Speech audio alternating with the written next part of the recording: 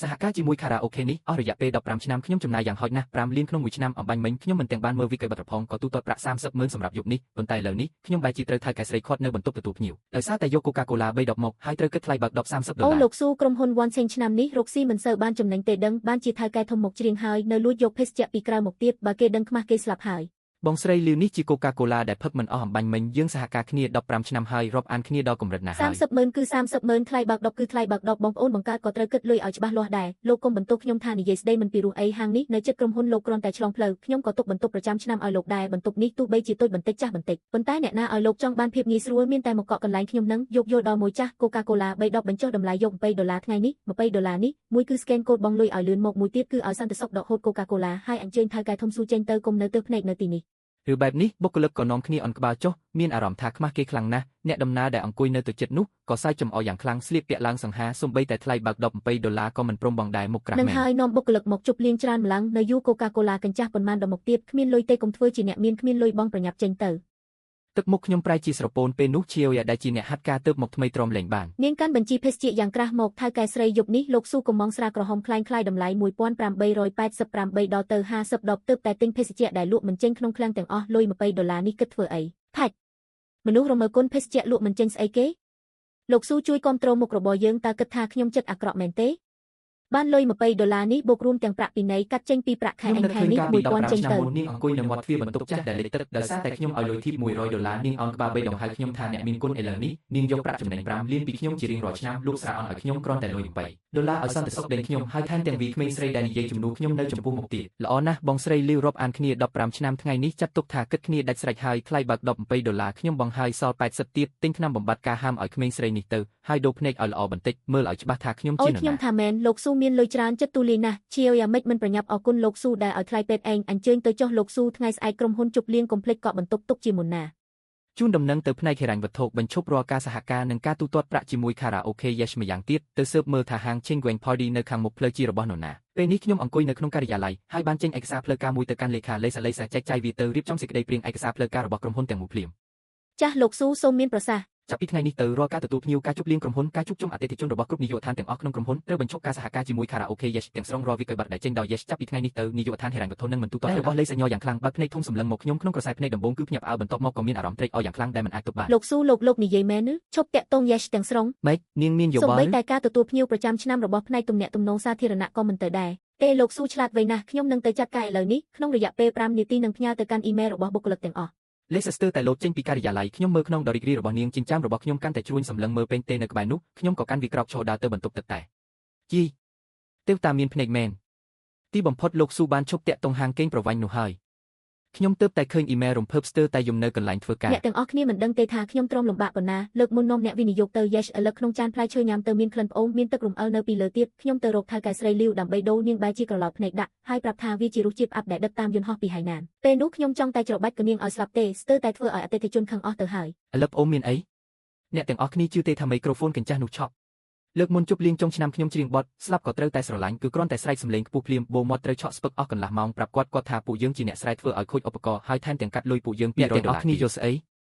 ស្ត្រីឈ្មោះលាវនោះចិត្តខ្មៅណាស់ក្រដាសអនាម័យថោកមួយប្រអប់មាន20សន្លឹកនៅក្នុងបន្ទប់នៅផ្សារទំនើបខាងក្រៅលក់$2នាងគិតលុយយើង$50ស្រាវីស្គី Black Diamond តម្លៃ$1,881ដបនោះពាក់កណ្ដាលសុទ្ធតែលីតែបៃតងនឹងទឹកស្ករផឹកហើយថ្ងៃបន្ទាប់ថ្នាក់ដឹកនាំណាដែលមិនជឿក្បាលចង់បែកនោះមិនមែនដោយសារអ្នកគ្រប់គ្នាដឹងថាលោកស៊ូឲ្យតម្លៃលើមនោសញ្ចេតនាជួយគ្រប់គ្រងមុខរបរនាង15ឆ្នាំទេអ្នកណាចង់ទៅកន្លែងកញ្ចាស់នោះឲ្យគេធ្វើបាបនោះឥឡូវល្អហើយទីបំផុតបានរួចខ្លួនហើយបុគ្គលិកកាន់ពេងកាហ្វេចូលកែវអបអសាទរគ្នាហាក់ដូចជាចូលឆ្នាំអញ្ចឹងខ្ញុំនៅក្រៅទ្វារអន់ក្បាលចុះយឺតសម្លឹងមើលពេងទេនៅក្នុងដៃខ្ញុំស្មានថាមានតែខ្ញុំម្នាក់គត់ដែលទ្រាំនឹងស្ត្រីលោកខ្លួននោះខ្ញុំគិតថាឲ្យតែមិនប្រកាន់រឿងលុយកាក់បន្តិចបន្តួចនឹងអាចរក្សាមនោសញ្ចេតនាដ៏ស្ទួយស្ដាងនោះបានប៉ុន្តែមិននឹកស្មានថាបងប្អូនដែលតស៊ូជាមួយខ្ញុំបែរជាត្រូវរងទុក្ខយ៉ាងនេះសោះធ្វើជាមនុស្សងង15ឆ្នាំខ្ញុំស៊ូជីពិតជាគួរឲ្យអស់សំណើចណាស់ខ្ញុំអង្គុយលើកៅអីទើបតែដាក់ពេងចុះអេក្រង់ទូរស័ព្ទក៏ភ្លឺឡើងភ្លាមវាជាសារលោតឡើងអូយលោកស៊ូយប់មិញទទួលភ្ញៀវមិនបានដិតដល់ទេថ្លៃបើកដប$20នោះទុកចោលចុះខ្ញុំទុកមុខឲ្យលោកប៉ុន្តែប្រាប់លោកពីរឿងសំខាន់មួយឆ្នាំក្រោយស្ថានភាពទូទៅមិនសូវល្អថ្លៃឈ្នួលកន្លែងក៏ឡើងថ្លៃបន្ទប់អធិរាជដ៏ធំបំផុតរបស់យើងការចំណាយអបអរមាត្រូវឡើង30,000កម្មវិធីឆ្លងឆ្នាំលោកនៅកក់ទៀតឬអត់បើលោកមិនទៅទេរសៀលនេះខ្ញុំនឹងឲ្យគេកក់ហើយដែលពោពេញទៅដោយការសាក់លបងដ៏ក្រអឺតក្រទុំនិងការគំរាមកំហែងនេះនឹកដល់លុយរាប់សិបលានដែលបានចំណាយក្នុងរយៈពេល15ឆ្នាំនេះអ្វីដែលទទួលបានមកវិញគឺការជំរិតទារប្រាក់ដោយគ្មានការកត់ខ្លាចពីភីគីមខាងទៀតខ្ញុំមិនបានតបទេតែបែរជាដាក់ទូរស័ព្ទកាប់ចុះ ដាក់យ៉ាងខ្លាំងនៅលើតុពេលនោះទ្វារបន្ទប់ក៏ត្រូវគេគូសសម្លេងលេខាបន្លឺឡើងពីក្រៅទ្វារ លោកស៊ូម្សិលមិញលោកឲ្យខ្ញុំស៊ើបមើលហាង Cheng Party នៅខាងមុខនោះខ្ញុំស៊ើបដឹងហើយ លេខាកាន់ឯកសារមួយចូលមកហុចឲ្យខ្ញុំដោយក្តីគោរព លោកស៊ូថៅកែហាង Cheng Party ឈ្មោះឡាវវងជាមនុស្សស្មោះត្រង់ឧបករណ៍សុទ្ធតែនាំចូលកម្រិតកម្ពុជាស្រាសុទ្ធប៉ុន្តែដោយសារតែមិនពូកែខាងទីផ្សារតែងតែត្រូវខារ៉ាអូខេយ៉ាស៊ីគៀបសង្កត់ចិត្តបិទទ្វារហើយ ចិត្តបិទទ្វារហើយល្អខ្ញុំដឹងហើយបន្ទាប់ពីលេខាចេញទៅខ្ញុំសម្លឹងមើលខារ៉ាអូខេដ៏ស្រស់ស្អាតនៅខាងក្រៅបង្អួចក្នុងក្បាលពោពេញទៅដោយស្នាមញញឹមរបស់ថៅកែស្រីពេលយកលុយនិងទឹកមុខដ៏អាក្រក់ពេលវីក្មេងស្រីនោះ 15 ឆ្នាំពីបន្ទប់តូចមួយខ្លាយជាខារ៉ាអូខេធំបំផុតក្នុងទីក្រុងក៏គ្រប់គ្រាន់ធ្វើឲ្យមនុស្សម្នាក់ខ្លាយជាបែបនេះដែរខ្ញុំគ្រាន់តែបាត់បង់$100ប៉ុន្តែទៅថ្ងៃមុខបុគ្គលិករបស់ខ្ញុំលែងត្រូវរងទុក្ខដោយសារតែទម្លាប់អាក្រក់របស់ខ្ញុំទៀតហើយខ្ញុំបានចុចទទួលទូរស័ព្ទ អាឡូលោកស៊ូរវល់មែនទេតើលោកបានឃើញសារឡើងថ្លៃ 30,000 នោះហើយឬខ្ញុំប្រាប់លោកចុះបន្ទប់ web ចុងឆ្នាំនេះគឺមានគេដណ្ដើមគ្នាខ្លាំងណាស់អំបញ្ញមិញលោកលីនៃគម្រោងកៅឆ្វេងទូចចង់ចំណាយលុយដើម្បីដណ្ដើមយកបន្ទប់អធិរាជរបស់លោកខ្ញុំខំប្រឹងទុកគាត់ទុកឲ្យលោកតើពេលណាលោកទេប្រាក់មកកក់ទុក អូដណ្ដើមគ្នាខ្លាំងម្ល៉េះ ប្រកាសហើយត្រូវហើយលោកស៊ូមានរឿងមួយទៀតឆ្នាំនេះច្បាប់កញ្ចប់សេវាកម្មនៅក្នុងហាងរបស់យើងបានផ្លាស់ប្ដូរហើយជាធម្មតាវាមានតម្លៃ 88,000 ហើយក្នុងអំឡុងពេលបុណ្យទាននឹងមានការគិតថ្លៃសេវាបន្ថែម20ម្យ៉ាងទៀតថា supply ឈើធំ3ជាន់ដែលធ្លាប់ផ្ដល់ជូនលោកដោយឥតគិតថ្លៃពីមុនឆ្នាំនេះឥឡូវពិតជាថ្លៃណាស់ដូច្នេះខ្ញុំត្រូវគិតថ្លៃលោក 2000 យន់របស់លោកជាថៅកែធំប្រកាសជាមិនខ្វល់ពីរឿង សូម្បីតែថា supply ឈើក៏គិតថ្លៃ 2000 ដែរ អាឡូលោកស៊ូបរិយាកាសទូទៅមិនល្អទេខ្ញុំក៏ត្រូវចិញ្ចឹមគ្រួសារដែរប្រសិនបើលោកទេប្រាក់មកថ្ងៃនេះខ្ញុំនឹងធ្វើការសម្រេចចិត្តដោយខ្លួនឯងយប់នេះខ្ញុំនឹងផ្ដល់ជូនក្រដាសអនាម័យគុណភាពខ្ពស់ពីប្រអប់ដល់លោកយ៉ាងម៉េចដែរគួរឲ្យចាប់អារម្មណ៍ទេលោកប្រញាប់សម្រេចចិត្តទៅបើមិនដូច្នេះទេ បើលោកលីចង់បានឲ្យគាត់ទៅខ្ញុំមិនរងចាំឲ្យភីគីមខាងទៀតនិយាយមិនសមហេតុសមផលទេហើយក៏បិទទូរស័ព្ទភ្លាមនៅពេលនេះនៅក្នុងសាលធំនៃ KFP យប់បងស្រីលីវបានស្ដាប់សំឡេងទូរស័ព្ទដែលបិទហើយស្រឡាំងកាំងមួយសន្ទុះបន្ទាប់មកនាងក៏ក្រឡេកភ្នែកមើលយ៉ាងធំហើយបោះទូរស័ព្ទទៅលើតុ ចាប់តែធ្វើជាប្រងើយកន្តើយជាមួយខ្ញុំមែនទេហឺលោកបានមកចំណាយលុយនៅទីនេះអស់រយៈពេល15ឆ្នាំមកហើយតើលោកអាចហោះទៅណាបានពេញមួយទីក្រុងនេះកន្លែងរបស់ខ្ញុំគឺល្អបំផុតហើយចាំមើលថាយប់នេះលោកទៅទទួលភ្ញៀវនៅឯណានាងជាអ្នកចំណូលថ្មីនាងដឹងស្អីស៊ូជាកំពុងតែធ្វើពុតជាខ្លាំងមិនយូរប៉ុន្មានទេលេខារបស់គាត់ច្បាស់ជាទូរស័ព្ទមកអង្វរខ្ញុំដោយសំឡេងទាបទៅក្រៅកំរាលព្រំក្រហមនៅមាត់ទ្វារឲ្យខ្ញុំពេលស៊ូជាមកដល់ប្រាប់គាត់ថា supply ឈើឡើងថ្លៃដល់ 3000 ហើយស៊ីវលីយកស្រាវីស្គីម៉ាក Black Diamond ដែលនៅសល់ពីម្សិលមិញលាយជាមួយតែទឹកកកនិងទឹកម៉ាស៊ីនឲ្យបានច្រើនយ៉ាងណាក៏ដោយពួកមនុស្សល្ងងទាំងនោះផឹកច្រើនហើយក៏មិនអាចភ្លក់ដឹងដែរ ស៊ីវយ៉ាស្តាប់នៅក្បែរនោះនឹកឃើញដល់ការមើលថែរបស់ស៊ូជាក្នុងរយៈពេល15ឆ្នាំកន្លងមកនេះនាងពិតជាទ្រាំលែងបានខ្ញុំធ្វើជំនួយដល់វេននាងមកបង្រៀនខ្ញុំតាំងពីពេលណាបើនាងហ៊ាននិយាយមិនសមហេតុសមផលមួយមកទៀតខែនេះកុំសង្ឃឹមថានឹងទទួលបានប្រាក់ខែសំបីតែ1 សេនលុយអន្តេវាសិកដ្ឋានរបស់លោកស៊ូកាលពីម្សិលមិញតើនាងលួចយកវាទុកមែនទេហើយកែស្រីមិនទាន់រកនាងគិតបញ្ជីផងទៅលៀងបង្គន់ឲ្យខ្ញុំទៅសម្លឹងមើលមុខដ៏លោភលន់និងគួរឲ្យស្អប់ខ្ពើមរបស់បងស្រីលីវសៀវយ៉ាខំបូមាត់របស់នាងយ៉ាងតឹងភាពអស់សង្ឃឹមនិងកំហឹងបានភ្លឺក្នុងភ្នែករបស់នាងហើយខ្ញុំអង្គុយនៅលើកៅអីថៅកែមើលរបាយការណ៍ហិរញ្ញវត្ថុដែលទើបតែផ្ញើមកក្នុងរយៈពេល15ឆ្នាំកន្លងមកនេះក្រុមហ៊ុន One Sing Group បានចំណាយប្រាក់នៅ KFP យប់រហូតមកដល់ពេលនេះ50ថា supply ឈើស្អុយមួយ 2000 ការទទួលភ្ញៀវរាប់រយដងក្នុងមួយឆ្នាំសុទ្ធតែបែបនេះខ្ញុំនឹកឃើញដល់ទឹកចិត្ត100យន់កាលពីឆ្នាំនោះតែអ្នកបែរជាចាត់ទុកខ្ញុំដូចជាម៉ាស៊ីនលីសាបានរុញទ្វារចូលមកក្នុងដៃកាន់ឯកសារមួយទឹកមុខរំភើបលោកស៊ូការិយាល័យពាណិជ្ជកម្មបានរៀបចំរួចរាល់ហើយភាគីឆេងវែងទល់មុខបានដឹងពីលោកវងថាអ្នកនឹងទៅទីនោះដោយផ្ទាល់ពួកគេយកចិត្តទុកដាក់ខ្លាំងណាស់ដោយនិយាយថាពួកគេបានសម្អាតកន្លែងជាមុនដើម្បីធ្វើអនាម័យមិនត្រឹមតែជាការទទួលភ្ញៀវផ្ទៃក្នុងរបស់ក្រុមហ៊ុន One Chain Group របស់យើងប៉ុណ្ណោះទេថែមទាំងចង់ឲ្យមិត្តភ័ក្តិក្នុងពិភពចំនួនទាំងអស់ដឹងថាលុយរបស់ One Chain គឺចំណាយតែលើអ្នកដែលគោរពយើងប៉ុណ្ណោះទៅប្រមូលផ្ដុំគ្នាគ្រឿងសមុទ្រដឹកជញ្ជូនមកពីក្រៅប្រទេសដែលមានគុណភាពខ្ពស់បំផុតយកទៅឲ្យលោកវងដើម្បីជួយលើកមកខ្ញុំបានជូនដំណឹងដល់ដៃគូសហការទាំងអស់ហើយខ្ញុំបើកឡានមេបាច់ទៅចតនៅមុខទ្វារ Chingwang Party បើកទ្វារឡានខ្ញុំចុះពីលើឡានដើរតាមពីក្រោយដោយលេខាលេសានិងនាយកផ្នែកទំនាក់ទំនងសាធារណៈអេមីពួកគេកាន់គ្រឿងសមុទ្រដឹកជញ្ជូនមកពីក្រៅប្រទេសដែលមានគុណភាពខ្ពស់និងស្រាលល្អជាច្រើនដុំនៅក្នុងដៃសួស្ដីតើលោកចង់ច្រៀងឬក៏បន្ទប់ហាងរបស់យើងទើបតែធ្វើការសម្លាប់មេរោគរួចរាល់ប្រព័ន្ធសម្លេងគឺជារបស់នាំចូលថ្មីការពីខែវងមែនទេខ្ញុំជាស៊ូជាមកពីក្រុមហ៊ុន One Chain Group លីថានៅទីនេះឧបករណ៍របស់លោកល្អយប់នេះខ្ញុំមានការិយាល័យពាណិជ្ជកម្មដ៏សំខាន់មួយខ្ញុំចង់បានបន្ទប់ធំអូលោកស៊ូនៃក្រុមហ៊ុន One Chain Group សូមគោរពសូមអញ្ជើញចូលខាងក្នុងខ្ញុំបានរៀបចំបន្ទប់ធំបំផុតទុកជូនលោកហើយខ្ញុំនឹងទៅបើកម៉ាស៊ីនត្រជាក់ឥឡូវនេះពេលនេះខ្ញុំដើរតាមលោកវងចូលទៅក្នុងបន្ទប់ទោះបីជាមិនមានភាពប្រណីតដោយកន្លែងរបស់បងស្រីលីវនៅទល់មុខក៏ដោយប៉ុន្តែសាឡុងស្អាតគ្មានក្លិនលើតុមានរៀបចំថា supply ឈើស្រស់និងអាហារសម្រន់យ៉ាងល្អថៅកែវងយប់នេះយើងមិនបានញ៉ាំបាយទេយកគ្រឿងសមុទ្រទាំងនេះមកហើយក៏យកស្រារបស់ខ្លួនឯងមកប្រមាណ10ដែរមិនដឹងថាថ្លៃបើក10និងថ្លៃយកអាហារមកពីក្រៅនៅទីនេះគិតយ៉ាងម៉េចទេថាថ្លៃបើក10អេមីនិងលេសាដែលនៅពីក្រោយក៏មើលមុខគ្នានឹកឃើញដល់រឿងគួរឲ្យខ្ពើមរអាំយប់មិញក៏ទប់ដង្ហើមមិនបានលោកស៊ូលោកកំពុងតែទះកំភ្លៀងខ្ញុំហើយថៅកែធំដូចជាលោកអាចមកហាងតូចរបស់ខ្ញុំបាននោះគឺជាកិត្តិយសដ៏ធំធេងសម្រាប់ខ្ញុំហើយយករបស់ញ៉ាំនិងផឹកមកគិតជាស្អីទៅមានហេតុផលណាដែលត្រូវយកលុយនោះសៀវចាងទៅខាងក្រោយយកចានប៉ូស៊ីឡែនទាំងនោះមកជួយលោកស៊ូរៀបចំគ្រឿងសមុទ្រឲ្យបានស្អាតរួចទៅស្ងោរស៊ុបបន្សាបជាតិស្រាឲ្យក្តៅទុកឲ្យហើយភ្ញៀវចាំបន្ បន្តិចផឹកស្រារួចញ៉ាំស៊ុបក្តៅទើបស្រួលពោះថា supply chain នេះខ្ញុំសូមជូនដោយឥតគិតថ្លៃមើលលោកវងរវល់ចុះរវល់ឡើងនឹងក្នុងដ៏ស្មោះត្រង់របស់គាត់កែវភ្នែករបស់ខ្ញុំក៏ប្រែជាទន់ភ្លន់ខ្ញុំងាកទៅមើលអេមិលរបស់ហាងគាត់មើលលោកស៊ូវាស្រួយណាស់ហើយក៏មិនជូរដែរផ្អែមខ្លាំងណាស់សូម្បីតែសម្បកក៏ត្រូវបានចឹកចេញយ៉ាងស្អាតដែរលេសទៅចុះកិច្ចសន្យាប្រចាំឆ្នាំជាមួយថៅកែវងទៅចាប់ពីពេលនេះទៅរាល់ការទទួលភ្ញៀវការជួបជុំរបស់ក្រុមហ៊ុន One Sing Group ទាំងអស់គឺត្រូវកក់ទុកនៅឈេងវិញផលឌីផ្ទេប្រាក់1លានទៅកណ្ណីរបស់គាត់ជាមុនសិនយល់ហើយលោកស៊ូបងស្រីលីវម៉ោង8យប់ហើយការិយាល័យទទួលភ្ញៀវប្រចាំថ្ងៃរបស់ក្រុមហ៊ុន One Chain Group នៅមិនទាន់ទូរស័ព្ទមកទៀតបន្ទប់អធិរាជនោះនៅតែទំនេរនៅឡើយតើគួរតែឲ្យវាទៅភ្ញៀវផ្សេងទេឲ្យភ្ញៀវផ្សេងស្អីនាងដឹងស្អីស៊ូជាយប់មិញត្រូវខ្ញុំធ្វើឲ្យបាត់មុខថ្ងៃនេះច្បាស់ជាកំពុងខឹងជាមួយកូនចៅរបស់គាត់ហើយប៉ុន្តែលោកស៊ូមិនដែលខកខានការណាត់ជួបអស់រយៈពេល15ឆ្នាំមកហើយពេលនោះសន្តិសុខចាស់ឈ្មោះលីនៅមាត់ទ្វារក៏រត់ចូលមកយ៉ាងប្រញាប់ប្រញោលចង្អុលទៅខាងក្រៅទ្វារស្រែកលោឡាស្អីតើឡានរបស់លោកស៊ូដល់ហើយមែនទេខ្ញុំប្រាប់ហើយថាកុំឲ្យគាត់ចូលមកដោយខ្លួនឯងថ្ងៃនេះខ្ញុំមិនទៅទទួលគាត់ទេមិនមែនទេឡានរបស់លោកស៊ុំដល់ហើយប៉ុន្តែឈប់នៅទល់មុខទឹកមុខរបស់បងស្រីលីវប្រែប្រួលភ្លាមនាងប្រញាប់រត់ចេញទៅក្រៅទ្វារសម្លឹងមើលទៅទីដៅដែលលោកលីចង្អុលនាងឃើញឡានមេបាច់របស់ស៊ូជាឈប់នៅចំកណ្ដាលទ្វារឈេងវិញផោឌីដែលជិតនឹងខ្សែធនបន្ទាប់មកឡានក្រុងធំ2គ្រឿងដែលផ្ទុកទៅដោយថ្នាក់ដឹកនាំជាន់ខ្ពស់និងភ្ញៀវកិត្តិយសរបស់ក្រុមហ៊ុន One Sing Group ក៏បានឈប់យឺតលោកវងដែលមានទឹកមុខញញឹមស្រស់ស្រាយកំពុងឈរនៅមាត់ទ្វារលោកសុកចិត្តទៅកន្លែងទល់មុខដែលសំបីតែកំរាព្រំក៏គ្មានផងក៏មិនព្រមមកអង្វរខ្ញុំដែរមែនទេល្អលោកពិតជាក្លាហានណាស់បងស្រីលីវងាកក្រោយយ៉ាងលឿនទឹកមុខពោពេញដោយភាពកាចសាហាវសម្លឹងមើលបុគ្គលិកនៅក្នុងសាលធំហើយសាយចំអកមើលស្អីយកបន្ទប់អធិរាជនោះទៅសម្អាតឲ្យខ្ញុំភ្លាមទូរស័ព្ទទៅលោកលីនៃគម្រោងកៅជីវែងភ្លាមប្រាប់គាត់ថាបន្ទប់ដែលគាត់តែងតែចង់បាននោះខ្ញុំទុកឲ្យគាត់ហើយស៊ូជឿមិនមកទេខ្ញុំមានអ្នកមានផ្សេងទៀត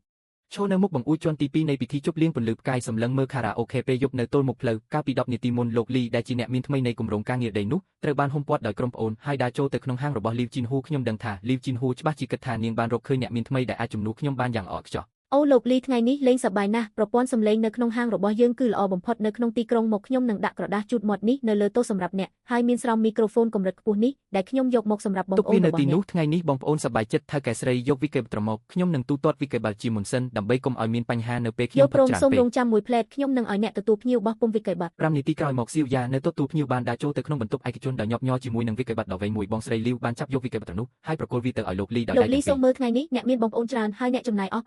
86,500ខ្ញុំបានលុបចោលប្រភេទសម្រាប់អ្នកគ្រាន់តែបង់86,000គឺបានហើយលោកលីចង់យកកាតធនាគាររបស់គាត់ចេញដោយផ្ទាល់ប៉ុន្តែនៅពេលដែលគាត់ក្រឡេកមើលវីកេបាត់ដ៏វែងនោះដៃរបស់គាត់ក៏ឈប់ភ្លាមគាត់ក៏ងក់ក្បាលចាប់យកវីកេបាត់នោះហើយអោនទៅមើលឲ្យចិត្តថៅកែស្រីខ្ញុំរៀនបានតិចអ្នកបកប្រែឲ្យខ្ញុំចានផ្លែឈើពិសេសនេះតម្លៃ3000យន្តតើវាមានឈ្មោះអ្វីអូលោកលីនេះជាផ្លែលឹកនិងផ្លែប៉ោមនាំចូលអ្នកគឺជាថៅកែធំម្នាក់ដែលធ្វើគម្រោងធំហើយមានតម្លៃរាប់សិបលានលុយបន្តិចបន្តួចនេះមិនមែនជារឿងតូចតាចសម្រាប់អ្នកទេជាធម្មតាលោកស៊ូមកពីក្រុមហ៊ុន One Sing Group មកកំងចានផ្លែឈើតម្លៃ5,000ដោយមិនពេចភ្នែកអ្នកយកស៊ូជឿមកសង្កត់ខ្ញុំជាមនុស្សល្ងងប៉ុន្តែខ្ញុំមិនល្ងងទេស៊ូជឿមានលុយច្រើនណាស់លុយរបស់ខ្ញុំរកបានមួយកាក់ម្ដងដោយការហូបដីនិងលេបខ្សាច់នៅការដ្ឋានសំណង់លោកលីចង្អុលទៅវីកេបាត់ហើយអានវាម្ដងមួយជាសាធារណៈមកបងប្អូនស្ដាប់ទាំងអស់គ្នាក្រដាសជូតមាត់លំដាប់ខ្ពស់មួយប្រអប់50យន្តតើនេះមិនមែនជាកញ្ចប់2យន្តនៅតាមផ្លូវទេថ្លៃសម្រាប់មេរោគស្រោមមីក្រូហ្វូន800យន្តហើយមួយនេះថ្លៃរំលោះសាឡុង2000យន្តខ្ញុំចំណាយលុយដើម្បីធ្វើជាចៅហ្វាយមិនមែនធ្វើជាមនុស្សល្ងងទេចានផ្លែឈើរបស់អ្នកជូរហើយតើអ្នកហ៊ានគិតថ្លៃខ្ញុំ3000ទេលោកលីតើអ្នកកំពុងធ្វើអ្វីយុគរបស់យើងគឺជាកន្លែងលំដាប់ខ្ពស់ហើយច្បាប់តែងតែមានបែបនេះតម្លៃត្រូវបានសម្គាល់យ៉ាងច្បាស់តើអ្នកអាចវាបំបែករបស់របរដោយរបៀបណាបើមិនបងលុយខ្ញុំនឹងរាយការណ៍ប្រាប់បងប្អូនរបស់លោកលីជាង10នាក់បានក្រោកឈរឡើងភ្លាមដោយម្នាក់មានទឹកមុខកាច់សាហាវហើយឡោមព័ទ្ធបងស្រីលីវអ្នករាយការណ៍ទៅថ្ងៃនេះខ្ញុំឈរនៅទីនេះរងចាំអ្នករាយការណ៍ចាំមើលពេលឆ្មាំមកដល់តើគេនឹងចាប់ខ្ញុំពីបទវាបំបែកឥលឹកស្អុយឬស៊ើបអង្កេតហាងខ្មៅរបស់អ្នកពីបទចម្រិតទារប្រាក់ស្រាបរទេសនិងថ្លៃបន្ទប់ឯកជនខ្ញុំនឹងកញ្ញាឲ្យអ្នកតាមតម្លៃទីផ្សារ20,000យន្តចំណែកថ្លៃក្រដាសជូតមាត់ថ្លៃដកដង្ហើមថ្លៃខ្យល់ខ្ញុំមិនឲ្យមួយកាក់ទេបងប្អូនតោះទៅគួរឲ្យខ្ពើមណាស់ស្របពេលជាមួយគ្នានោះនៅទល់មុខខារ៉ាអូខេពេលយប់ទ្វារនៃពិធីជប់លៀងពន្លឺផ្កាយបានបើកយឺតខ្ញុំដើរចេញពីទ្វារដោយអារម្មណ៍ស្រស់ស្រាយថៅកែនៃពិធីជប់លៀងពន្លឺផ្កាយឡាវវ៉ាងកំពុងញឹមនិងដើរតាមពីក្រោយដោយក្តីគោរពលោកស៊ូអ្នកអាចមកកន្លែងរបស់ឡាវវ៉ាងដើម្បីសាកល្បងម្ហូបនៅយប់នេះវាពិតជាអស្ចារ្យណាស់នេះគឺជាការសិទ្ធិអំណាចខ្ពស់បំផុតតែមួយគត់នៅក្នុងហាងរបស់យើងនៅថ្ងៃអនាគតមិនថាអ្នកកំពុងរៀបចំពិធីជប់លៀងអាជីវកម្មឬការជួបជុំបងប្អូនទេភេសជ្ជៈទាំងអស់នឹងត្រូវគិតថ្លៃតាមតម្លៃទិញហើយថ្លៃបន្ទប់ឯកជននឹងមិនគិតឡាវវ៉ាងមិនចាំបាច់គួរសមទេខ្ញុំមិនចូលចិត្តទាញយកប្រយោជន៍ទេអ្នករកប្រាក់ចំណេញដែលអ្នកគួររកខ្ញុំគ្រាន់តែឲ្យតម្លៃលើចំណុចពីរគឺភាពត្រឹមត្រូវនិងតម្លៃពិតប្រាកដដរាបណាអ្នកធ្វើអាជីវកម្មរបស់អ្នកនឹងមិនខ្វះការបញ្ជាទិញពី One Sing Group នាពេលអនាគតទេលោកស៊ូកុំបារម្ភអ្នកឲ្យខ្ញុំឡាវវ៉ាងហូបបាយមួយចាននេះបើខ្ញុំហ៊ានគិតអាក្រក់សំបីតែបន្តិចលើភេសជ្ជៈខ្ញុំឡាវវ៉ាងនឹងវាបំបីផ្លាកសញ្ញាដោយខ្លួនឯងនៅពេលនេះសម្លេងជេរប្រមាថយ៉ាងឃោឃៅបានបន្លឺឡើងពីទល់មុខផ្លូវលោកលីបាននាំបងប្អូនជាង10នាក់ហើយប្រញាប់ប្រញាល់ចេញពីទ្វារខារ៉ាអូខេពេលយប់ដូចជាលាក់ខ្លួនពីព្រះនៃគ្រូកាច់ហើយស្ដោះទឹកមាត់យ៉ាងសាហាវនៅលើជណ្ដើរភុយក្លឹបលំដាប់ខ្ពស់ស្អីក្រឆ្កួតហើយ ថ្ងៃនេះខ្ញុំពិតជាខ្វាក់ភ្នែកមែនដែលជន់លៀមមកឆ្កែនេះលោកលីងាកក្បាលហើយឃើញខ្ញុំឈរនៅមាត់ទ្វារនៃពិធីជប់លៀងពន្លឺផ្កាយនៅទូទាំងផ្លូវគាត់ស្រឡាំងកាំងមួយសន្ទុះបន្ទាប់មកក៏ដើរឆ្លងផ្លូវជា3ជំហានហើយប្រញាប់ប្រញាល់មកដូចជាបានឃើញសាច់ញាតិអូប្អូនប្រុសស៊ូរបស់ខ្ញុំថ្ងៃនេះបងប្រុសបើកភ្នែកហើយជាធម្មតាអ្នកមានចរិតល្អណាស់អ្នកពិតជាអាចទ្រាំទ្រនឹងហាងខ្មៅបែបនេះបានជាមួយឆ្នាំមានរឿងអីបងប្រុសលីថៅកែលីវតែងតែនិយាយអំពីសេវាកម្មជាចម្បងតើថ្ងៃនេះនាងធ្វេសប្រហែសអ្នកទេសេវាកម្មស្អីខ្ញុំចូលទៅអង្គុយមិនទាន់ក្តៅគូផងវិកេបត្រមកដល់85,000មុនក្រដាសជូតមាត់មួយប្រអប់តម្លៃ2យន្តនាងហ៊ានគិតថ្លៃខ្ញុំ50ស្រោមមីក្រូហ្វូនមួយនាងគិតថ្លៃសម្រាប់មេរោគ800អ្វីដែលគួរឲ្យអស់សំណើចបំផុតនោះគឺនាងបានយកកលឹកមួយចានមកដែលខាងក្រោមសុទ្ធតែជូរសំបីតែស្នាមធ្មេញដែលអ្នកកតេខំក៏មាននៅលើនោះដែរនាងហ៊ានទាខ្ញុំ3000បងប្អូនរបស់លោកលីក៏បានបន្តពីចំហៀងដោយម្នាក់ពោពេញដោយកំហឹងឡាវវាងបានស្ដាប់ដោយភាពស្រឡាំងកាំងជាក់ស្ដែងមានការតក់ស្លុតចំពោះកម្រិតនៃបេះដូងខ្មៅរបស់បងស្រីលីវថ្ងៃនេះបងប្រុសពិតជាបាត់បង់ចំណងអាហារហើយប្អូនប្រុសស៊ូប្រញាប់ចង្អុលបង្ហាញផ្លូវច្បាស់លាស់ដល់បងប្រុសតើមានកន្លែងណាដែលអ្នកអាចផឹកស្រាដោយសប្បាយចិត្តនៅក្បែរនេះទេលុយដែលខ្ញុំយកមកថ្ងៃនេះទោះបីជាខ្ញុំបោះវាទៅក្នុងទឹកក៏ដោយក៏ខ្ញុំនឹងមិនឲ្យលីវជីនហួររកបានមួយកាក់ដែរបងប្រុសលីដោយសារអ្នកមិនសប្បាយចិត្តហើយអ្វីមិនសាកល្បងកន្លែងថ្មីដែលខ្ញុំជ្រើសរើសចានផ្លែឈើគឺឥតគិតថ្លៃហើយស្រាបរទេសត្រូវបានត្រួតពិនិត្យលេខកូដប្រឆាំងការខ្លាញ់បន្លំនៅនឹងមុខប្រសិនបើវាខ្លាញ់ខ្លាយនឹងសង10ដងឡាវវាងលោកលីគឺជាមិត្តរបស់ខ្ញុំការចំណាយរបស់គាត់នៅទីនេះថ្ងៃនេះគិតលើកណ្ដេរបស់ខ្ញុំលីអ្នកអាចមកនោះគឺផ្ដល់មុខមាត់ឲ្យខ្ញុំតើអ្នកអាចឲ្យលោកស៊ូបង់ប្រាក់ដោយរបៀបណាយប់នេះខ្ញុំនឹងរ៉ាប់រងបន្ទប់ឯកជនរបស់អ្នកទាំងអស់កំភ្លើងធំរីជ្វងកម្ពូនឹងរៀបចំសម្រាប់អ្នកភ្លាមចានផ្លែឈើធានាថាជាទំនិញនាំចូលដែលទើបតែកាត់ថ្មីថៅកែទាំងអស់សូមអញ្ជើញចូលភ្នែករបស់លោកលីភ្លឺឡើងសម្លឹងមើលឡាវវាងដ៏ស្មោះត្រង់និងពិធីជប់លៀងពន្លឺផ្កាយដ៏អស្ចារ្យភាពតានតឹងនៅក្នុងចិត្តរបស់គាត់ត្រូវបានបោះសម្អាតហើយគាត់បានសើចយ៉ាងខ្លាំងហើយទេស្មារបស់ស៊ូជឿបើកចំប្អូនប្រុសស៊ូអ្នកនៅតែអាចពឹងផ្អែកបានបងប្អូនតោះទៅកន្លែងលោកស៊ូហើយបន្តផឹកក្រុមរបស់លោកលីបានដើរចូលទៅក្នុងពិធីជប់លៀងពន្លឺផ្កាយយ៉ាងក្រឹកក្រែងហើយនៅខាងក្រោយទ្វារខារ៉ាអូខេពេលយប់បងស្រីលីវបានសម្លឹងមើលអ្នកទាំងពីរដែលកំពុងនិយាយនឹងសើចនៅទល់មុខភុយមិនមែនគ្រាន់តែស្រាខូចពីរបេដប់ទេមានអ្វីអស្ចារ្យទៅដំណឹងដែលខ្ញុំលែងទៅពេលយប់បានរីករាលដាលយ៉ាងឆាប់រហ័សហើយថ្នាក់ដឹកនាំជាន់ខ្ពស់ទាំងអស់នៃវ៉ាន់ស៊ីងគ្រប់និងដៃគូអាជីវកម្មរបស់ខ្ញុំក៏បានជៀសវាងកន្លែងនោះដែរសាខារ៉ាអូខេពេលយប់មានពន្លឺស្រអាប់ដើម្បីសន្សំសំចៃអគ្គិសនីពាក់កណ្ដាលនៃអំពូលគ្រីស្តាល់ត្រូវបានបិទបងស្រីលីវកំពុងអង្គុយនៅតុទូភ្ញៀវដោយចុចម៉ាស៊ីនគិតលេខដោយទឹកមុខក្រៀមក្រំសម្លឹងមើលវាក៏បាត់ដ៏ក្រាស់សម្រាប់ថ្លៃទឹកភ្លើងនិងថ្លៃជួលនៅពីមុខនាងឈោមិនសមរម្យមិនឃើញមានធូលីនៅលើដីទេបើថ្ងៃនេះគ្មានភ្ញៀវទៀតទេគុំសង្ឃឹមថានឹងទទួលបានប្រាក់ខែនៅពេលនេះកម្មករដែលតែងតែដឹកជញ្ជូនទឹកដបទៅអគារការិយាល័យក្បែរនោះសៀវចៅបានដើរចូលមកដោយកាន់ធុងទឹកទេភ្នែករបស់បងស្រីលីវបានវើហើយនាងក៏បដូរទៅជាទឹកមុខញឹមភ្លាមយកបារីថោកមួយកញ្ចប់ចេញពីបញ្ចោហើយញាត់វាទៅឲ្យគាត់អូប្អូនប្រុសចៅធ្វើការនឿយហត់ហើយប៉ុន្មានថ្ងៃនេះហេតុអ្វីមិនឃើញលោកស៊ូមកពីវ៉ាន់ស៊ីងគ្រប់ចេញមកជួបជុំសង្គមតើមានអ្វីកើតឡើងចំពោះក្រុមហ៊ុនរបស់គាត់ឬទេក្រុមហ៊ុនស៊ូពិតជាអស្ចារ្យមែននិយាយថាថ្ងៃនេះពេលរសៀលអ្នកផ្គត់ផ្គង់ធំរាប់សិបនាក់មកពីទូទាំងប្រទេសបានហោះមកទីនេះហាក់ដូចជាចង់បើកសន្និសីទយុទ្ធសាស្ត្រប្រចាំឆ្នាំពេលខ្ញុំទៅយកទឹកឲ្យពួកគេខ្ញុំឃើញជាន់ក្រោមនៃក្រុមហ៊ុនវ៉ាន់ស៊ីងគ្រប់ពោពេញទៅដោយរថយន្តទំនើបលើថាលោកស៊ូបាននិយាយថាយប់នេះនឹងមានការជប់លៀងធំមួយដើម្បីទទួលភ្ញៀវថៅកែធំទាំងនេះថាវិការយ៉ាងហោចណាស់ក៏ប៉ុណ្ណេះដែរសៀវចៅបានធ្វើកាយវិការលេខ8ភ្នែករបស់បងស្រីលីវបើកធំភ្លាមដកដង្ហើមញាប់បេះដូងលោតញាប់80,000ឯងប្រកាសទេថាយប់នេះខ្ញុំក៏ហត់អ្នកធ្វើអីមជ្ឈមណ្ឌលហិរញ្ញវត្ថុទាំងមូលបានដឹងហើយមិនអីទេថៅកែលីវខ្ញុំត្រូវចុះទៅយកទឹកហើយខ្ញុំថាហើយថាលោកស៊ូដែលជាអ្នកមាននេះមិនអាចទ្រាំបានទេការទទួលភ្ញៀវថៅកែធំរាប់សិបនាក់ក្រៅពីបន្ទប់អធិរាជនៅក្លឹបកំសាន្តរបស់ខ្ញុំតើអ្នកណាអាចទទួលទានអាហារធំបែបនេះបាននៅកន្លែងចាស់នោះនៅទល់មុខតើអាចផ្ទុកព្រះពុទ្ធធំរាប់សិបអង្គបានទេថៅកែស្រីគ្រឿងសមុទ្រនេះស្អុយអស់3ថ្ងៃហើយបើមិនបោះចោលទេវានឹងមានដង្កូវហើយគ្មានវិធីធ្វើទេបោះចោលធ្វើអីនេះសុទ្ធតែជាប្រាក់យប់នេះលោកស៊ូនឹងនាំភ្ញៀវធំមកប្រកាសជាកំងគ្រឿងសមុទ្រថ្លៃប្រើប្រេងច្រើនហឹរខ្លាំងដាក់ម្រេចនិងខ្ទឹមច្រើនឲ្យតែមិនស្លាប់មនុស្សគឺយកមកដាក់លើទូយ៉ាងណាថៅកែធំទាំងនោះផឹកស្រាច្រើនអ្នកណាអាចញ៉ាំដឹងរសជាតិបងស្រីលីវងាកក្រោយដើរទៅតុខាងមុខបើកកុំព្យូទ័រហើយចាប់ផ្ដើមវាយក្តារចុចយ៉ាងលឿនស៊ូជឿប៉ុន្មានថ្ងៃនេះឯងធ្វើឲ្យស្ត្រីចំណាស់ម្នាក់នេះខាតបង់ប្រាក់ច្រើនណាស់យប់នេះខ្ញុំមិនបកស្បែកឯងមួយសតបទេខ្ញុំមិនមែនត្រកូលលីវទេទីស្នាក់ការកណ្ដាលក្រុមហ៊ុនវ៉ាន់ស៊ីងគ្រប់តុប្រជុំឈើក្រហមប្រវែង20ម៉ែត្រអង្គុយពេញដោយអ្នកផ្គត់ផ្គង់កម្ពុជាដែលមានទ្រព្យសម្បត្តិរាប់រយលានមកពីទូទាំងប្រទេសមនុស្សគ្រប់គ្នាពាក់អាវធំថ្លៃមើលទៅថ្លៃថ្នូរលោកប្រធានប៉ុន្មានឆ្នាំមកនេះក្រុមហ៊ុនវ៉ាន់ស៊ីងគ្រប់អាចដណ្ដើមបានចំណែកទីផ្សារ60នៅទូទាំងប្រទេសគឺមិនអាចខ្វះការគ្រប់គ្រងពីអ្នកទាំងអស់គ្នាបានទេចំណែកនៃការទិញនៅឆ្នាំនេះក្រុមហ៊ុនវ៉ាន់ស៊ីងសម្រេចចិត្តបន្ថែម300លានទៀតនៅក្នុងបន្ទប់ប្រជុំស្រាប់តែមានសម្លេងភ្ញាក់ផ្អើលតិចបន្ទាប់មកគឺសម្លេងទះដៃយ៉ាងកក់ក្ដៅលោកចៅគូសំហើយអ្នកទាំងអស់គ្នាគឺឈ្នះដើម្បីអរគុណអ្នកទាំងអស់គ្នាកម្មវិធីយប់នេះខ្ញុំបានរៀបចំរួចរាល់ហើយក្លឹបកំសាន្តស៊ីងខ្វាងស្រាលល្អបំផុតអ្នកទាំងអស់គ្នាយប់នេះគ្រាន់តែសប្បាយឲ្យអស់ដៃខ្ញុំស៊ូជាអ្នកចេញលុយពេលដែលខ្ញុំហៀបនឹងកំណត់ចង្វាក់ដ៏ល្អឥតខ្ចោះសម្រាប់យប់នេះលេខាស្រាប់តែគោះទ្វារចូលមកក្នុងបន្ទប់ប្រជុំហើយខ្សឹបប្រាប់ខ្ញុំមួយឃ្លាលោកស៊ូស្ត្រីចំណាស់នោះមកហើយខ្ញុំមកក្បាលបន្តិចស្រាប់តែសំឡេងរំខានយ៉ាងខ្លាំងឃើញនៅសាលធំមានស្រមោលមនុស្សម្នាក់ដែលលេចធ្លោខ្លាំងនោះគឺលីវជីនហ៊ូ នាងកំពុងតង់សន្តិសុខម្នាក់យ៉ាងតឹងដូចជាស្ត្រីកាច់ឈួតម្នាក់កំពុងរករឿងនៅសាលធំ ងឹតភ្នែកហើយមែនទេឯងដឹងថាស្រីចាស់នេះជានរណាទេខ្ញុំជាបងស្រីចាស់របស់លោកស៊ូអ្នកឯង15ឆ្នាំហើយការទទួលភ្ញៀវរបស់គាត់គឺខ្ញុំជាអ្នកចាត់ចែងទាំងអស់ឯងជាសន្តិសុខស្អុយហ៊ានខាត់ខ្ញុំជឿទេថាខ្ញុំឲ្យស៊ូជឿដេញឯងចេញស៊ូជឿប្អូនស៊ូ ថៅកែធំនៅក្នុងបន្ទប់ប្រជុំងាកទៅមើលខាងក្រៅមកក្បាលភ្នែកពោពេញដោយភាពសង្ស័យនិងការស្អប់ខ្ពើម លោកស៊ូសុំទោសខ្លាំងណាស់ខាងមុខរារាំងនាងមិនបានតើត្រូវការឲ្យខ្ញុំប្រាប់ផ្នែកសន្តិសុខឲ្យបណ្ដេញនាងចេញទេ ខ្ញុំមិនខឹងទេសូម្បីតែពាក្យសម្ដីក៏មិនបានផ្លាស់ប្ដូរដែរបណ្ដេញចេញធ្វើអីគេយកមិត្តភាព15ឆ្នាំមកផ្ដល់ភាពភ្ញាក់ផ្អើលឲ្យខ្ញុំឲ្យនាងចូលមក យល់ហើយលោកស៊ូអូយលោកស៊ូរបស់ខ្ញុំប៉ុន្មានថ្ងៃនេះឯងរវល់អីហ្នឹងសំបីតែទូរស័ព្ទបងស្រីក៏មិនលើកដែរខ្ញុំមើលថាថ្ងៃនេះឯងមានភ្ញៀវកិត្តិយសនេះណែបងស្រីផ្ទាល់យកកិច្ចសន្យាមកឲ្យឯងដល់កន្លែងហើយលោកស៊ូដឹងថាថ្ងៃនេះអ្នកមានភ្ញៀវកិត្តិយសច្រើនខ្ញុំបានទុកបន្ទុកអធិរាជទាំង5ដ៏ល្អបំផុតនៅក្លឹបកំសាន្តសម្រាប់អ្នកហើយដោយយកយល់ដល់មិត្តភាព15ឆ្នាំរបស់យើងយប់នេះគ្រឿងសមុទ្រពិសេសបូកនឹងស្រាធំគិតត្រឹម1លានចុះខ្ញុំនឹងថែមជូនថាស្ផ្លែឈើពិសេសពីទៀតតើគិតយ៉ាងម៉េចដែរបន្ទប់ប្រជុំទាំងមូលស្ងាត់ជ្រងំថៅកែធំរាប់សិបអ្នកមើលមុខគ្នាដូចជាមើលមនុស្សឈួតមើលស្ត្រីរដុបម្នាក់នេះ1លានលីវជីនហ៊ូមិត្តភាព15ឆ្នាំរបស់អ្នកពិតជាមានតម្លៃមែន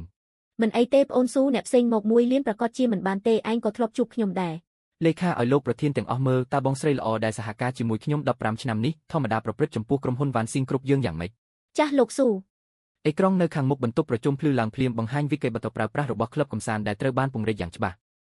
យោងតាមការស៊ើបអង្កេតរបស់យើងស្តង់ដារគិតប្រាក់របស់លោកស្រីលីវគឺក្រដាស់ជូតម៉ត់ថ្មី50យន្តមួយប្រអប់ថ្លៃសម្រាប់មេរោគស្រោមមីក្រូហ្វូន800យន្តម្ដងថាស្ផ្លែឈើពិសេស3000យន្តមួយចំណែកថ្លៃរំលោះសាឡុង2000យន្តលើសពីនេះកញ្ចប់សេវាកម្មមួយលានដែលលោកស្រីលីវទើបតែផ្ដល់ឲ្យអ្នកគ្រឿងសមុទ្រពិសេសដែលហៅថានោះគឺជាបង្គាស្អុយដែលងាប់ដោយសារដាច់ភ្លើង3ថ្ងៃនៅផ្ទះបាយខាងក្រោយក្លឹបកំសាន្តនាងមានបំណងប្រើប្រេងច្រើននិងហិរខ្លាំងដើម្បីបិទបាំងហើយលក់ឲ្យក្រុមហ៊ុនវ៉ាន់ស៊ីងគ្រប់ក្នុងតម្លៃ80000យន្ត លោកស៊ូនេះច្បាស់ជាចាត់ទុកអ្នកចាត់ទុកពួកយើងជាម៉ាស៊ីនដកប្រាក់ហើយកាប់សម្លាប់យ៉ាងសាហាវឲ្យពួកយើងទៅញ៉ាំគ្រឿងសមុទ្រងាប់កន្លែងដែលខ្មៅខ្វក់បែបនេះអ្នកណាហ៊ានទៅស្នាមញឹមនៅលើមុខបងស្រីលីវក៏ភ្លាមសម្លឹងមើលភូស្តាងអក្សរខ្មៅលើផ្ទៃនៅលើអេក្រង់ធំឬការស្ដីបន្ទោសពីថៅកែធំជុំវិញមុខរបស់នាងប្រែជាស្លេកស្លាំងភ្លាម ស៊ូលោកស៊ូនេះមិនមែននេះគឺជាការយល់ច្រឡំវិក្កយបត្រដែលអ្នកក្រោមបង្កប់វាខុសតើអ្នកស្ដាប់បងស្រីពន្យល់បានទេ ពន្យល់លីវជីនហ៊ូខ្ញុំស៊ូជឿឲ្យតម្លៃមិត្តភាពអ្នកបែរជាចាត់ទុកខ្ញុំជាមនុស្សល្ងងអ្នកគិតថាប្រាក់ក្នុងពិភពលោកនេះសុទ្ធតែអាចឲ្យអ្នកលួចបន្លំតាមចិត្តបានមែនទេសន្តិសុខរបស់ជនបោកប្រាស់នេះចេញទៅ ស៊ូជឿអាមនុស្សរមើគុណពិតជាគិតថាបើគ្មានឯងស្ត្រីចំណាស់នេះរកស៊ីមិនបានមែនទេ15ឆ្នាំនេះថៅកែធំដែលឯងនាំមកតើមានអ្នកណាមិនស្គាល់ខ្ញុំគ្រាន់តែទូរស័ព្ទមួយខ្សែពួកគេនៅតែមកកន្លែងខ្ញុំដែលចាំមើលថាឯងចុះចេញពីតំណែងយ៉ាងម៉េច ត្រឡប់ទៅក្លឹបកំសាន្តវិញនាងបើកសៀវភៅទូរស័ព្ទចាស់មួយដែលកត់ត្រាលេខទូរស័ព្ទរបស់ថៅកែធំទាំងអស់នាងបានទូរស័ព្ទទៅលោកចៅនៅតំបន់ភាគខាងជើងហើយនៅពេលនេះនៅក្នុងក្លឹបកំសាន្តស៊ីងខ្វាងស៊ូជឿកំពុងជែកគ្នាលេងយ៉ាងសប្បាយរីករាយជាមួយថៅកែធំរាប់សិបនាក់ទូរស័ព្ទរបស់លោកចៅស្រាប់តែញ័រនៅលើតុលោកស៊ូគឺនាងលីវជីនហ៊ួមកពីហាងគ្រឿងសមុទ្រម៉ៃស៊ីខលមកនាងនេះដូចជាថ្នាំបិទស្បែកឆ្កែអញ្ចឹងប្រហែលជាមកតាក់មួយហើយខ្ញុំចុចបិទហើយភ្លុកចោលតែម្ដងពិតធ្វើអីបើថៅកែលីវនឹកនាដល់អ្នកទាំងអស់គ្នាយ៉ាងនេះគួរតែទទួលស្ដាប់មើលទៅលោកចៅបើក speaker ទៅលោកស៊ូលោកចៅបានចុចទទួលហើយចុចបើក speaker យ៉ាងខ្លាំងបន្ទប់ដែលកំពុងអ៊ូអរទាំងមូលក៏ស្ងាត់ជ្រុងភ្លាមថៅកែធំទាំងអស់សុទ្ធតែមានទឹកមុខរងចាំមើលរឿងសប្បាយដោយសម្លឹងមើលទូរស័ព្ទនៅលើទៅយ៉ាងយកចិត្តទុកដាក់អូយលោកចៅអរុនសួស្ដីខ្ញុំគឺបងស្រីលីវមកពីក្លឹបយប់ឬថាលោកប្អូនស៊ូថ្ងៃនេះមិនដឹងរឿងធ្វើឲ្យលោកខឹងហើយអូយគាត់នឹងគឺរឹងរូសអញ្ចឹងឯងលោកកុំប្រកាន់គាត់អីយប់នេះលោកនាំមិត្តភ័ក្តិមកកន្លែងខ្ញុំមកបងស្រីទុកបន្ទប់ល្អបំផុតឲ្យលោករៀបចំជូនលោកយ៉ាងស្អាតបាត់តែម្ដង ពេលឮពាក្យបញ្ជោដែលមិនចេះខ្មាស់អ៊ីននេះថៅកែរាប់សិបនាក់ដែលមានទ្រព្យសម្បត្តិរាប់រយលានបានមើលមុខគ្នារួចក៏ផ្ទុះសំណើចតិចដែលមិនអាចទប់បានលីវជីនហ៊ួថ្ងៃនេះនាងចេញក្រៅមិនបានលេបថ្នាំទេអីបានជីទុកខួរក្បាលនៅផ្ទះហាលោកចៅតើលោកមានន័យយ៉ាងម៉េច អ្នកណាឲ្យថ្លើមនាងហ៊ាននិយាយដើមលោកស៊ូពីក្រោយខ្នងនាងពិតជាគិតថាកាលពីមុនពួកយើងទៅកន្លែងកញ្ចាស់របស់នាងគឺដោយសារតែមុខចាស់របស់នាងមែនទេបើមិនយកយល់មុខលោកស៊ូទេគ្រឿងសមុទ្រស្អុយរលួយរបស់នាងទោះឲ្យជ្រូកស៊ីទេក៏ជ្រូកមិនស៊ីដែរត្រូវហើយក្រដាស់ជូតមាត់មួយប្រអប់លក់ឲ្យពួកយើង50ឥឡឹកជូមួយចានហ៊ានយក3000ចាត់ទុកនាងជាមនុស្សនាងបែរជាចាត់ទុកខ្លួនឯងជាអធិរាជិនីទៅវិញ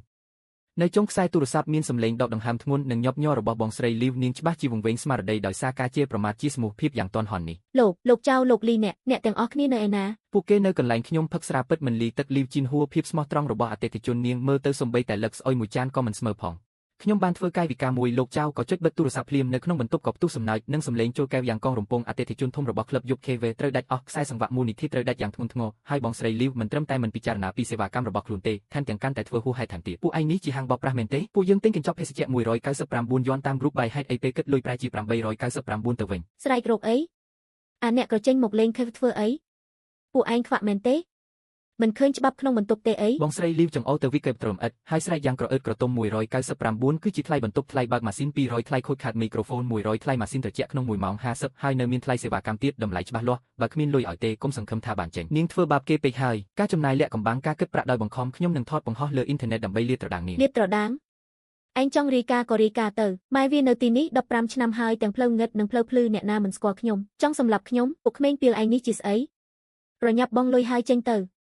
ព្រឹកថ្ងៃបន្ទាប់ខ្ញុំកំពុងអង្គុយក្នុងការិយាល័យរំលឹកពីការសន្ទនាជាមួយថៅកែធំកាលពីប៉ុន្មានថ្ងៃមុនលេខាបានដើរយ៉ាងលឿនចូលមកក្នុងការិយាល័យដោយមានទឹកដុំសម្លេងដែលមិនអាចលាក់បាំងការស្អប់ខ្ពើមបាន លោកស៊ូលីវជីនហួរនោះឈួតមែនទែនហើយបន្ទាប់ពីបាត់បង់អតិថិជនឥឡូវនេះនាងបានប្រើល្បិចបោកប្រាស់ទាំងស្រុងទៅលើអតិថិជនធម្មតាយប់មិញមាននិស្សិតសាកលវិទ្យាល័យ2 3នាក់ត្រូវបាននាងដកហូតទូរស័ព្ទដោយបង្ខំនិងបង្ខំឲ្យបង់ប្រាក់ឥឡូវនេះរឿងនេះបានផ្ទុះឡើងនៅលើវេទិកាក្នុងស្រុកនិងក្នុងទីក្រុងហើយ លីសាយកទូរស័ព្ទចេញមកហុចឲ្យខ្ញុំនៅលើអេក្រង់សុទ្ធតែជាចំណងជើងថាប្រយ័ត្ន ក្លឹបយប់ KVC សាច់មនុស្សដោយការចំណាយលាក់កំបាំងគូថៅកែស្រី KV ខ្មៅងឹតបំផុតក្នុងស្រុកគប់ទូរស័ព្ទនៅខាងក្រោមមានការជេរប្រមាថរាប់ម៉ឺនដង លោកស៊ូតើពួកយើងចាំបាច់ត្រូវរៀបចំផ្នែកទំនាក់ទំនងសាធារណៈដើម្បីជួយរុញច្រានបន្ថែមភ្លើងឲ្យនាងទេ បន្ថែមភ្លើងមិនបាច់ទេឈើអន់បែបនោះវានឹងរលួយដោយខ្លួនឯងប៉ុន្តែដោយសារអ្នកលេងអ៊ីនធឺណិតចាប់អារម្មណ៍នឹងស្តង់ដារនៃការគិតប្រាក់របស់នាងខ្លាំងយ៉ាងនេះពួកយើងក្នុងនាមជាអតិថិជនធំគួរតែផ្ដល់ទិន្នន័យប្រវត្តិសាស្ត្រខ្លះសម្រាប់ជាឯកសារយោងខ្ញុំទីនថតតុរបស់វិកេបត្រលំអិតដែលមានកម្រាស់ជាង10ទំព័រដែលបានបង្ហាញនៅក្នុងបន្ទប់ប្រជុំកាលពីប៉ុន្មានថ្ងៃមុននៅលើតុលុបពាក្យក្រុមហ៊ុនវ៉ាន់ស៊ីងគ្រប់ចេញហើយបង្ហោះវិកេបបបប្រាស់រាប់សិបលាននេះដោយអនាមិកទៅក្នុងរាល់ការបង្ហោះដែលថ្កោលទោសនាងនៅលើអ៊ីនធឺណិតគ្រាន់តែនិយាយថានេះគឺជាតារាងតម្លៃកាត់អតិថិជនវេបកម្ពុជាដែលបែកធ្លាយដោយបុគ្គលិកផ្ទៃក្នុងរបស់ក្លឹបយប់ K យល់ហើយល្បិចដកអស់ពីបាតឆ្នាំងនេះមនុស្សធម្មតាមើលទៅនឹងគិតថានាងមានបាបកម្មធ្ងន់ធ្ងរបំផុតថ្ងៃក្រោយអ្នកណាទៅហាងរបស់នាងអ្នកនោះគឺជាមនុស្សល្ងងបំផុតក្នុងទីក្រុង លោកខ្លួនគ្មានទីបញ្ចប់ច្បាស់ជានឹងទទួលរងផលវិបាកដោយសារនាងចូលចិត្តរកលុយខ្មៅងឹតខ្លាំងយ៉ាងនេះអញ្ចឹងឲ្យមនុស្សពេញមួយទីក្រុងមើលទៅថាបេះដូងរបស់នាងខ្មៅប៉ុណ្ណាមួយសប្តាហ៍ក្រោយមកផ្លាកសញ្ញារបស់ក្លឹបយប់ KV ត្រូវបានគេជះថ្នាំពណ៌ក្រហមនៅក្នុងហាងកាន់តែស្ងាត់ជ្រុងសូម្បីតែអ្នករត់តុក៏រត់បាត់អស់ជាងពាក់កណ្ដាលដែរបងស្រីលីវមើលទៅលើអ៊ីនធឺណិតដែលពោពេញទៅដោយវិកេបបប្រាស់រាប់សិបលាននោះនាងភ័យស្លន់ស្លោដូចស្រមោចលើផ្ទះក្តៅនាងដឹងថាស្ថានភាពមិនអាចគ្រប់គ្រងបានត្រូវតែរកវិធីលាងជម្រះនាងបានចំណាយប្រាក់យ៉ាងច្រើនជួលអ្នកកាសែតអនឡាញដែលមិនសិលល្បីម្នាក់ហើយចាប់ផ្ដើមការផ្សាយផ្ទាល់លក់ភាពកំសត់យ៉ាងអន់បំផុតបងប្អូនឲ្យអ្នកទាំងអស់គ្នាកុំជឿពាក្យចាំអារ៉ាមនៅលើអ៊ីនធឺណិតវិកេបនោះគឺคล้ายៗទេខ្ញុំលីវជីនហួររកស៊ីដោយស្មោះត្រង់នៅក្នុងទីក្រុងនេះ15ឆ្នាំហើយតាមពិតនេះសុទ្ធតែមានរឿងលាក់កំបាំង និយាយបណ្ដានាងក៏បដូរប្រធានបទភ្លាមហើយចាប់ផ្ដើមជាទឹកកខ្វក់យ៉ាងឈួតលីលាគឺប្អូនប្រុសរមិលគុណរបស់ខ្ញុំកាលពីមុនគាត់ក្រហាមគឺខ្ញុំបញ្ចុកស៊ុបមាន់គាត់មួយម៉ាត់រហូតដល់ធំឥឡូវនេះគាត់ខ្លាចជាថៅកែក្រុមហ៊ុនធំមានថ្មីភ្លេចចាស់មិនត្រឹមតែទាត់ខ្ញុំចោលទេថែមទាំងតាំងចិត្តរកអ្នកលេងអ៊ីនធឺណិតមកវាយប្រហារខ្ញុំទៀតពួកមូលធននិយមរមិលគុណបែបនេះអ្នកទាំងអស់គ្នាត្រូវតែទៅជេរគាត់ស្របពេលដែលបងស្រីលីវកំពុងលោឡានៅក្នុងបន្ទប់ផ្សាយផ្ទាល់ដ៏សាមញ្ញដោយប៉ុនប៉ងចាប់ចម្រិតខាងសិលធម៌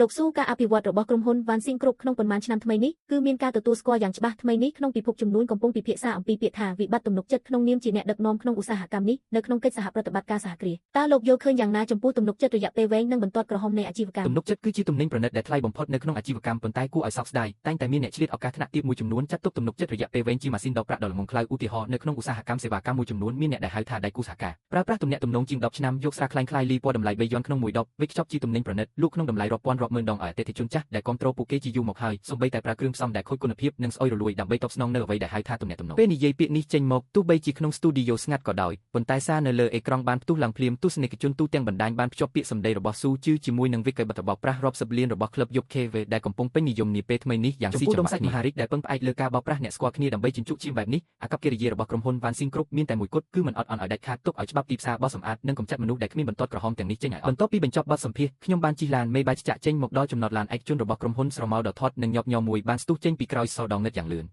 ស៊ូប្អូនស៊ូចាំសិនចាំបងសិនអង្គរៈក៏បានបោះជំហានទៅមុខភ្លាមហើយរារាំងបងស្រីលីវនៅចម្ងាយ3ម៉ែត្រដូចជាជញ្ជាំងខ្ញុំមិនបានងាកក្រោយទេគ្រាន់តែញៀកមុខបន្តិចអូនប្រុសឯងនៅចាំទេកាលពី15ឆ្នាំមុនពេលឯងទៅតែមកទីក្រុងនេះដើម្បីរកស៊ីឯងអត់មានលុយហូបបាយហើយក៏ធ្លាក់ខ្លួនឈឺនៅក្នុងបន្ទប់ជួលគឺបងនេះហើយដែលហើរភ្លៀងធ្លាក់យ៉ាងខ្លាំងយកស៊ុបមាន់ស្រែមួយឆ្នាំងមកឲ្យឯងធ្លាប់និយាយថាស៊ុបនោះជារបស់ដែលកក់ក្ដៅបំផុតដែលឯងធ្លាប់ហូបក្នុងមួយជីវិតនេះអូនប្រុសយប់នេះបងបានស្ងោរស៊ុបមួយឆ្នាំងទៀតឲ្យឯងហើយឯងហូបមួយម៉ាត់ទៅពេលវានៅក្ដៅតែមួយម៉ាត់បានទេថៅកែលីវស៊ុបមួយចានកាលពី15ឆ្នាំមុនខ្ញុំចាំបានយ៉ាងច្បាស់ដូច្នេះហើយ15ឆ្នាំបន្ទាប់ទោះបីជាខ្ញុំដឹងថាអ្នកបានកេងបន្លំវិកេបដឹងថាអ្នកយកស្រាខ្លែងៗមកបោកប្រាស់ភ្ញៀវកិត្តិយសគ្រប់រូបដែលខ្ញុំនាំមកក៏ដោយក៏ខ្ញុំធ្វើពុតជាមិនដឹងដែរ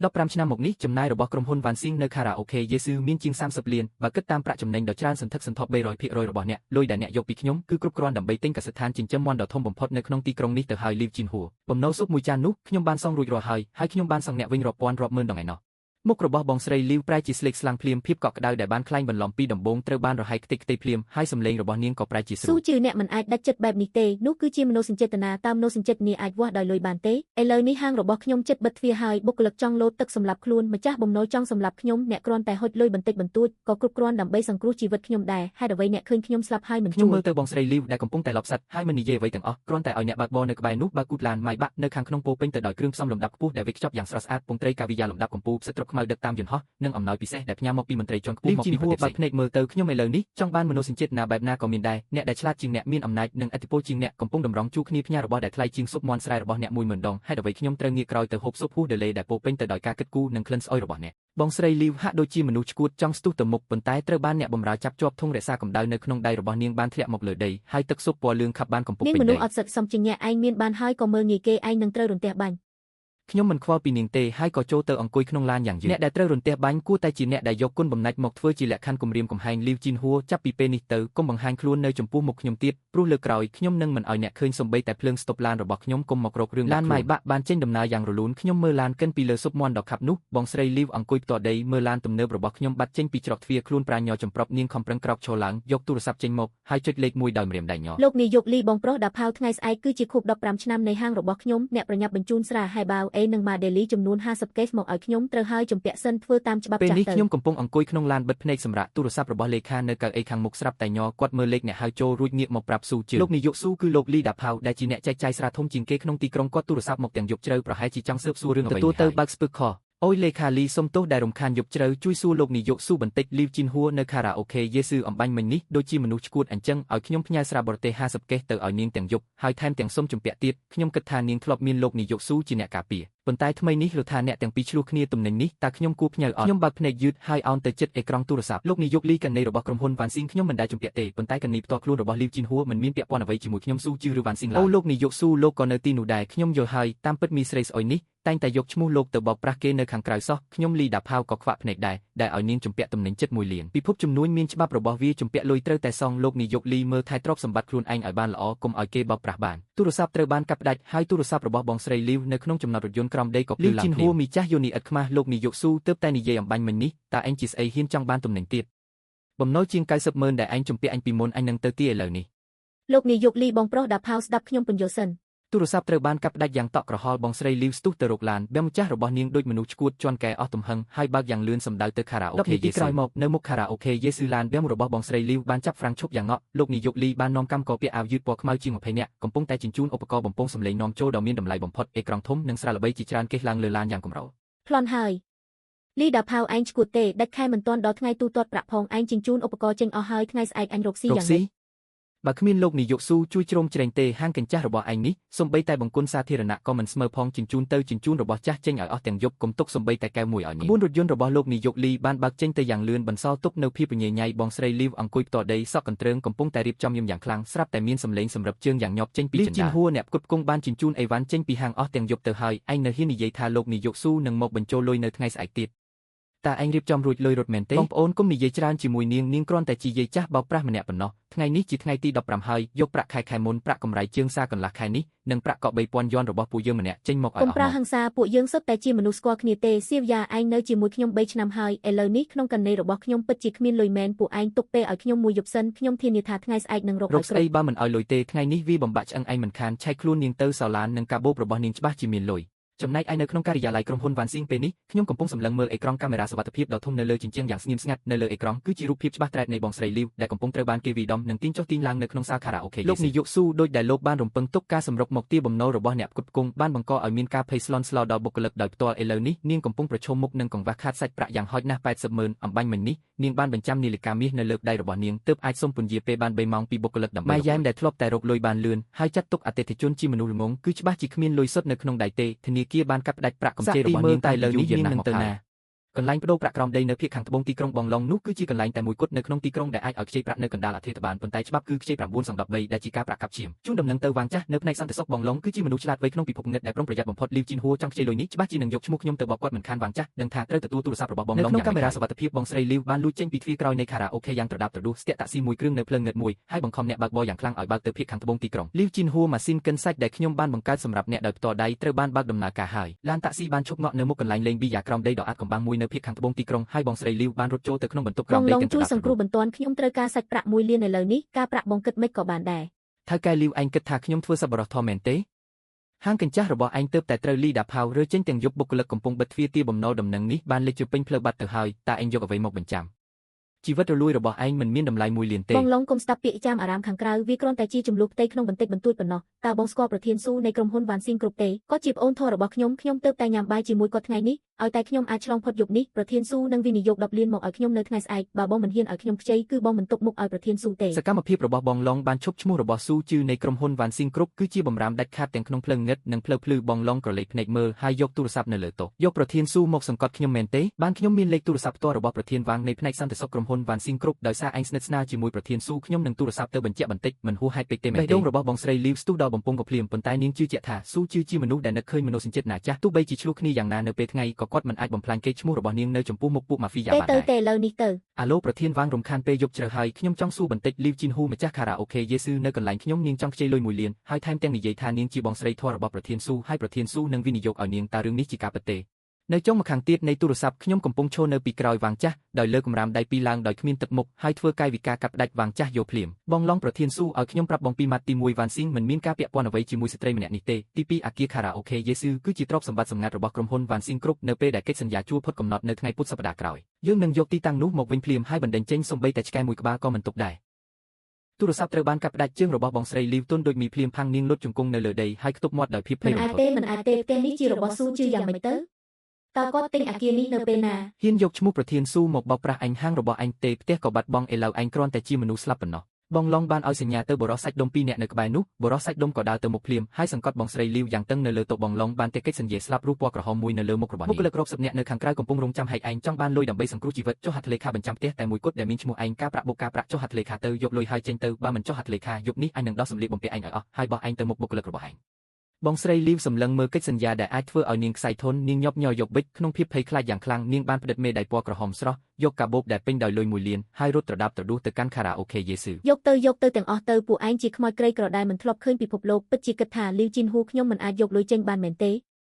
សៀវយ៉ារាប់លុយបើកប្រាក់ខែបើកឲ្យប្រញាប់សម្អាតអនាម័យឲ្យខ្ញុំយប់នេះបើកដំណើរការធម្មតាប្រធានស៊ូមិនមកក៏មានថៅកែធំពេញទីក្រុង សៀវយ៉ាបានបែងចែកសាច់ប្រាក់យ៉ាងស្ទាត់ជំនាញតាមសៀវភៅបញ្ជីបងស្រីលីវផ្អែកលើបញ្ចូលដោយមោទនភាពដុតបារេមួយដើមហើយជក់មួយខ្សឹបយ៉ាងជ្រៅដោយគិតថានាងទីបំផុតបានឆ្លងផុតវិបត្តិហើយសៀវយ៉ាបានបែងចែកលុយចុងក្រោយរួចទាត់កាបូបក្រណាត់ទេចេញងាកមកសម្លឹងមើលបងស្រីលីវយ៉ាងត្រជាក់ហើយបន្ទាប់មកនៅចំពោះមុខនាងបានដោះអាវកាក់ពណ៌ក្រហមដែលតំណាងឲ្យមេកាចេញហើយបោះវាចូលទៅក្នុងធុងសម្រាមក្បែរនោ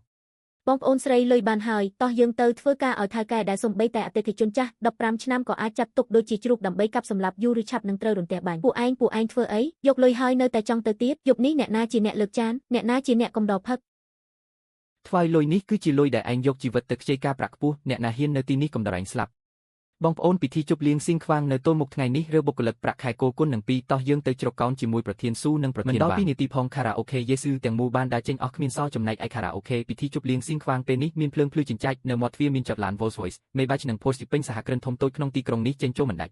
់ប្រធានស៊ូនៅតែជាអ្នកដែលមានភ្នែកមុតស្រួចហាងថ្មីរបស់វាងចាស់នេះសេវាកម្មល្អស្រាលពិតប្រាកដអ្វីដែលសំខាន់បំផុតគឺមានតម្លៃច្បាស់លាស់មិនដូចលីវជីនហ៊ូនៅទល់មុខនោះទេលើកមុនខ្ញុំទៅបើកបន្ទប់មួយសំបីតែថ្លៃបន្សុទ្ធខ្យល់ក៏យកខ្ញុំ500ដែរចាត់ទុកពួកយើងដូចជាមនុស្សរងងម៉ាស៊ីនដកលុយមិនអញ្ចឹងមែនទេខឹងណាស់ពួកយើងជាអតិថិជនចាស់ខ្ជិលដូរទីតាំងក៏ចេះតែកាប់សម្លាប់ទៅចានផ្លែឈើតម្លៃ2000នោះឥឡូវសុទ្ធតែប្អូនថ្ងៃនេះស្រាមួយកែវនេះជូនប្រធានស៊ូដែលបានជួយពួកយើងជាមនុស្សរងងចាស់បញ្ចេញកំហឹងនេះផ្លូវជំនួញគឺផ្លូវមនុស្សអតិថិជនមកចំណាយទិញគឺភាពសុខស្រួលនិងកិត្តិយសមិនមែនមកចំណាយលុយទិញភាពតឹងតែងនោះទេដោយសារនាងគិតថាការកាប់សម្លាប់អ្នកស្គាល់គ្នាគឺជាមុខជំនួញល្អនោះខ្ញុំនឹងឲ្យនាងមើលថាបើគ្មានពួកយើងជាមនុស្សរងងតើនាងជាស្អីគេពេលនេះនៅក្នុងសាលខារ៉ាអូខេយេស៊ឺលីវជីនហ៊ូអង្គុយម្នាក់ឯងនៅក្នុងសាលដ៏ស្អាតនាងសម្លឹងមើលសារដែលបានអានតែមិនតបនៅលើអេក្រង់ទូរស័ព្ទដែលជារបស់ចុងក្រោយដែលនាងផ្ញើទៅស៊ូជឺ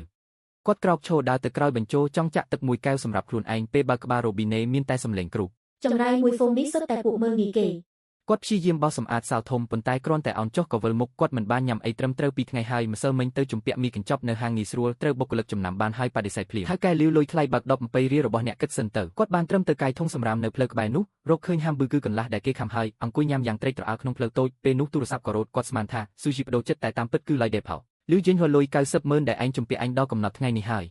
យប្រធានឡៃបងប្រុសដេផោសុំពន្យាពេលប៉ុន្មានថ្ងៃទៀតថ្ងៃស្អែកខ្ញុំមានភ្ញៀវហើយ ភ្ញៀវអញទៅតែចេញពីពិធីជប់លៀងឆេងវែងប្រធានសួរកំពុងផឹកស្រាជាមួយថៅកែធំពេញទីក្រុងភ្ញៀវអញរត់បាត់អស់ហើយអញនៅធ្វើពុតជាអ្នកមានអីទៀតត្រូវបានកាប់ផ្ដាច់លឺយេងវ៉ាអង្គុយផ្ទាល់ដីសម្លឹងមើលភ្លើងអ៊ីយូតានៃពិធីជប់លៀងឆេងវែងនៅខាងក្រៅបង្អួចនាងមិនអស់ចិត្តទេនាងចង់ទៅតាក់ទាញភ្ញៀវនៅមុខទ្វារពិធីជប់លៀងឆេងវែងដោយផ្ទាល់ម៉ោង4ព្រឹកលឺយេងវ៉ាឈរនៅមុខទ្វារពិធីជប់លៀងឆេងវែងស្រែកហៅគ្រប់គ្នាដែលដាក់កាត់ ច្រៀងទេ Yes នៅតូនមុខម៉ាក់ចាស់ភ្ញៀវមួយបញ្ចុះតម្លៃពាក់កណ្ដាល សន្តិសុខសម្លឹងមើលនាងដូចមនុស្សឈួតនិយាយពីរបីម៉ាត់ក្នុងឯកគោមបរោះមៀតធំស្លៀកឯកសន្តានខ្មៅពីរនាក់ដែលចេញមកចាប់ដៃនាងទាំងសងខាងថៅកែលាប្រធានសូបាននិយាយថាភ្ញៀវកិត្តិយសដូចជាអ្នកពិធីជប់លៀងឆេងវែងរបស់យើងមិនអាចទទួលបានទេនាងត្រូវបានគេបោះចោលនៅតាមផ្លូវជង្គង់រលត់ឈាមហូរចេញមកអ្នកដំណើរចំរមើមានគេចំណាំនាងបានហើយលើកទូរស័ព្ទថតឮថានាងបោកប្រធានស៊ូ30លានឥឡូវកម្មពីហុចឲ្យហើយសមុខហើយក្រដាស់ជូតមាត់មួយប្រអប់លក់50លើកមុនខ្ញុំទៅត្រូវគេបោកអស់800លឺយេនហួរចង់វាងើបឡើងជារតុបវិញប៉ុន្តែសំបីតែកម្លាំងជាតិក៏គ្មានដែរពេលមេឃភ្លឺនាងត្រឡប់ទៅយ៉ាស៊ីខេវិញឃើញមនុស្សជាង10នាក់ឈរនៅមាត់ទ្វារនាងស្មានថាជាភ្ញៀវភ្នែកក៏ភ្លឺឡើងពេលដើរចូលទៅជិតទើបដឹងថារបស់ទាំងនេះចាំឲ្យខ្ញុំហើយក្រដាស់អក្សរខ្មៅអញបានផ្តិតមេដៃហើយជញ្ជូន Like Day ផៅនេះជារបស់ខ្ញុំ កម្មករម្នាក់រុញតិចនាងក៏ដួលទៅលើដីនាងបានត្រឹមមើលឈុតបំពង់សម្លេងនាំចូលតម្លៃ50ម៉ឺនត្រូវបានគេសែងចេញទៅនោះជារបស់មានតម្លៃចុងក្រោយនៅក្នុងហាងរបស់នេះជាទ្រព្យសម្បត្តិរបស់ក្រុមហ៊ុន One Sing Group ប្រធានសូបានជូនដំណឹងដល់ម្ចាស់ផ្ទះហើយផុតកំណត់កិច្ចសន្យាមិនបន្តទៀតទេលឺយេនវ៉ាអញនៅមានពេល72ម៉ោងទៀតនាងស្រឡាញ់កាំងនាងមិនដឹងថា5ឆ្នាំមុនខ្ញុំបានលួចទិញអគារទាំងមូលនោះទេនាងតែងតែបង់ថ្លៃឈ្នួលផ្ទះឲ្យខ្ញុំហើយខ្ញុំតែងតែដំឡើងថ្លៃឈ្នួលឲ្យនាងវាចូលក្នុងហាងទូរស័ព្ទក៏រត់ម្ដងទៀតគឺបងឡលឺយេនវ៉ាឮថាហាងឯងត្រូវគេជញ្ជូនអស់ហើយប្រាក់កម្ចីការប្រាក់ខ្ពស់នោះយប់នេះអញចង់ឃើញការប្រាក់បើមិនអញ្ចឹងទេអញដឹងច្បាប់ហើយនាងញ័រដៃកាប់ផ្ដាច់ទូរស័ព្ទសម្លឹងមើលស្ត្រីសក់កន្ទ្រើងក្នុងកញ្ចក់ស្រាប់តែដឹងថាដោយសារភ្ញៀវឲ្យលុយធីប100រៀលក៏អោនក្បាល3ដងបងស្រីលាវបានបាត់ទៅហើយនាងនឹកឃើញពាក្យចុងក្រោយដែលខ្ញុំបានសុំមួយចាននោះខ្ញុំបានសងរួចរាល់យូរហើយទេមិនទាន់ចប់ទេខ្ញុំនៅមានស្នៀតចុងក្រោយមួយទៀតយប់នេះគឺជាកន្លែងប្រារព្ធខួបនៃពិធីជប់លៀងឆេងវែងនៅមាត់ទ្វារក្រៅកម្រាលព្រំក្រហមចតពេញដោយឡាន Maybach និង Volkswagen Starwang ស្លៀកឈុតធំថ្មីឈរនៅមាត់ទ្វារទទួលភ្ញៀវស្នាមញឹមនៅលើមុខស្មោះត្រង់និងពិតប្រាកដប្រធានសូមមកដល់ហើយឡាន Maybach ពណ៌ខ្មៅមួយគ្រឿងឈប់ខ្ញុំចុះពីឡានពីក្រោយមានលេខាលេសានិងប្រធានផ្នែកទំនាក់ទំនងសាធារណៈថៅកែវ៉ងអបអសាតូខូប្រធានសូផ្ដល់កិត្តិយសគឺជាសំណាងរបស់ខ្ញុំ ក្នុងសាលធំពេញដោយអ្នកចំនួនឆ្នាំក្នុងទីក្រុងខ្ញុំត្រូវបានគេចោមរោមទៅធំលើកកែវស្រាឡើងអ្នកទាំងអស់គ្នាក្រុមហ៊ុន One Sing Group អាចមានថ្ងៃនេះមិនអាចខ្វះការគ្រប់គ្រងពីអ្នកទាំងអស់គ្នាទេយប់នេះមិននិយាយពីចំនួននិយាយតែពីមិត្តភាពកែវស្រានេះគោរពដល់ភាពស្មោះត្រង់គោរពដល់ទូនីតិគោរពដល់អ្នកដែលចាត់ទុកអតិថិជនជាមិត្តគ្រប់គ្នាលើកកែវឡើងបរិយាកាសអ៊ូអរពេលនោះទ្វារសាលធំត្រូវបានគេរុញបើកយ៉ាងខ្លាំងរូបរាងដ៏កំសត់មួយបានស្ទុះចូលមកសក់កន្ទ្រើងខោអាវជ្រួញលើមុខនៅលាបំសាយកាទីមនុស្សរមើលគុណឯងចេញមកឯងស្ងាត់ឈឹងពេញកន្លែងតន្ត្រីឈប់សន្តិសុខប្រញាប់ស្ទុះឡើងមកប៉ុន្តែខ្ញុំលើកដៃឡើងផ្ដល់សញ្ញាឲ្យឈប់ថៅកែលាភ្ញៀវក៏មកមិនដែរលុយថ្លៃបើក10 20រៀលគ្រប់ហើយថៅកែទាំងអស់គ្នាគុំចាញ់បោកអាមនុស្សលាក់ពុតនេះឲ្យសោះខ្ញុំលីចេញហួរចិញ្ចឹមវា15ឆ្នាំមុនវាក៏ដល់ថ្នាក់គ្មានបាយញ៉ាំគឺខ្ញុំជាអ្នកយកស៊ុបមាន់ឲ្យវាគឺខ្ញុំជាអ្នកមើលថែវាឥឡូវវាមានបានហើយក៏ធាក់ខ្ញុំចេញថែមទាំងខົບខិតជាមួយមនុស្សគ្រប់គ្នាធ្វើឲ្យហាងខ្ញុំដួលរលំមនុស្សរមើលគុណបែបនេះអ្នកហ៊ានធ្វើចំនួនជាមួយវាទេគាត់គិតថានឹងឃើញមនុស្សគ្រប់គ្នាភ្ញាក់ផ្អើលនិងមានអ្នកខ្សឹបខ្សៀវគិតថាស៊ូជឺនឹងភ័យស្លន់ស្លោប៉ុន្តែគាត់គិតខុសហើយខាងក្រោមឆាកដំបងស្ងាត់ជ្រងបន្ទាប់មកក៏ផ្ទុះសំណើចតិចដែលមិនអាចទប់បានដូចជារលកទឹកជន់លិចគាត់លីជីនហួរនាងឈួតមែនទេលោកអគ្គនាយកស៊ូចិញ្ចឹមនាង15ឆ្នាំក្នុងមួយឆ្នាំបោះលុយ5លានចូលហាងនាងហៅថាមើលថែក្រដាស់ជូតមាត់មួយប្រអប់លក់ឲ្យពួកយើង50ឥឡូវប្អូនមួយចានយក3000នាងហៅថាមិត្តភាពឬមែនហើយពីមុនពួកយើងទៅកន្លែងកញ្ចាស់របស់នាងគឺដោយសារយកយល់មុខលោកអគ្គនាយកស៊ូនាងគិតថាពួកយើងចង់ហិតក្លិនស្អុយត្រីងាប់បង្គាស្អុយរបស់នាងលោកអគ្គនាយកស៊ូទ្រាំនឹងនាង15ឆ្នាំនោះគឺគាត់ឲ្យតម្លៃមនុស្សចេតនាបើជាខ្ញុំវិញឲ្យនាងរមៀលចេញបាត់ទៅហើយលីជីនហួរមុខស្លេកស្លាំងខ្ញុំមើលទៅនាងហើយនិយាយយឺតថៅកែលីវនាងថារមើលគុណស៊ុបមាន់មួយចានកាលពី15ឆ្នាំមុនខ្ញុំពិតជាចាំមែនដូច្នេះខ្ញុំតបស្នងនាង30លានប៉ុន្តែនាងហាក់ដូចជាភ្លេចហើយក្នុងរយៈពេល15ឆ្នាំនេះនាងលក់ស្រាខ្លាញ់ខ្លាយឲ្យខ្ញុំប៉ុន្មានដងបដូរចានផ្លែឈើប៉ុន្មានដង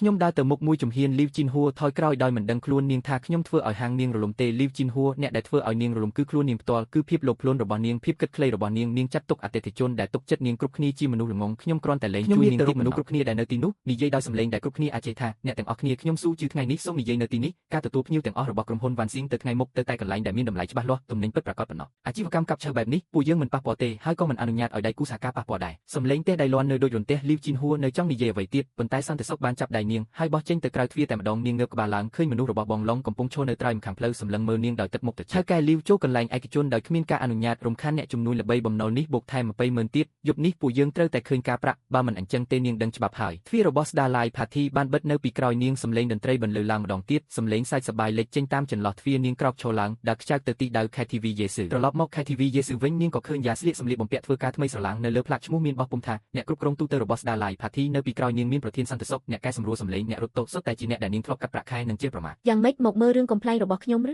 នេះជាប្រាក់ខែប្រាក់កក់ថ្លៃបណ្ដោះបណ្ដាលថ្លៃសម្លៀកបំពាក់ដែលនាងជំពាក់ពួកយើងហើយនៅមានប្រាក់ពិន័យអនាម័យថ្លៃគ្រប់គ្រងអារម្មណ៍ដែលនាងកាត់ផ្ដេសផ្ដាសសរុប237,000 យន់ខ្ញុំគ្មានលុយទេពួកនាងក៏ឃើញដែរហាងនេះត្រូវគេរើអស់ហើយគ្មានលុយអញ្ចឹងយករបស់ផ្សេងមកសងនាងលុតជង្គង់នៅចំពោះមុខពួកយើងក្រាបក្បាល3 ដងនិយាយមួយម៉ាត់ថាខ្ញុំខុសហើយពួកនាងហ៊ានខ្ញុំលីវជីនហួររកស៊ីនៅផ្លូវនេះ15 ឆ្នាំហើយទាំងផ្លូវងឹតនិងផ្លូវភ្លឺអ្នកណាមិនស្គាល់ខ្ញុំបងលីវអ្នកនៅតែមិនទាន់យកទៀតឥឡូវនេះលោកអគ្គនាយកស៊ូលែងជួយអ្នកទៀតហើយតើអ្នកជាស្អីទៅ លីវជីនហួរញ័រខ្លួនចម្ប្រប់នាងចង់និយាយអ្វីមួយដើម្បីស្រោចស្រង់កិត្តិយសប៉ុន្តែរកឃើញថាគ្មានអ្វីអាចនិយាយបានសោះនាងនឹកឃើញកាលពី15 ឆ្នាំមុនខ្លួនឯងក៏ធ្លាប់ឈរនៅមុខថៅកែតូចម្នាក់ទារប្រាក់ខែបែបនេះដែរពេលនោះនាងស្បត់ថាពេលខ្លួនឯងធ្វើជាថៅកែដាច់ខាតមិនឲ្យបុគ្គលិករងទុកទេខ្ញុំសរសេរលិខិតជំពាក់ប្រាក់ឲ្យពួកនាងមិនបាច់ទេបងប្អូនស្រីតោះយើងទៅទុកឲ្យនាងនៅយាមថ្លៃបើកដប7 យន់នេះម្នាក់ឯងទៅយាមរហូតដល់នាងដាច់ខ្យល់ បុគ្គលិកងាកក្រោយដើរចេញទៅលីវជីនហួរចង់ដេញតាមប៉ុន្តែជើងទន់លុតជង្គង់នៅលើដីនាងលុតជង្គង់នៅកណ្ដាលវិក័យបាត់ពណ៌លឿងទាំងនោះលុតជង្គង់ពេញមួយយប់